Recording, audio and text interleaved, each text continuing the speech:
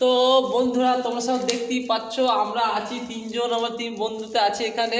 এখানে রং খেলার কেউ নেই, মানে রং টং যে খেলবো কাকে মাখাবো কেউ নেই। তো কি ভাবলাম এত বড় হোলিটা মিস করব, তাই আমরা এই 4-5 পাতা হোলি মানে রং নিয়ে এসেছি। আমরা তিনজনেই গালে লাগাচ্ছি, এই একটা আনন্দ ফুর্তি করছি। কি আর আনন্দ ফুর্তি করবো, বিহারে আছি, এখানে তো ভাই মদও পাওয়া যায় না, যেটুকুনি মদ কিনে নিয়ে এসে খাবো, একটু এনজয় করবো।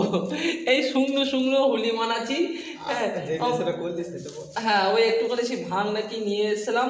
তো সবাইকেই বলছি বন্ধুরা হ্যাপি হোলি, তোমরা সব ভালো থেকো, সবাইকে ভালো রেখো, রং খেলো ভালো করে। তোমাদের গালে একটু রং লাগিয়ে দিই, হ্যাপি হোলি।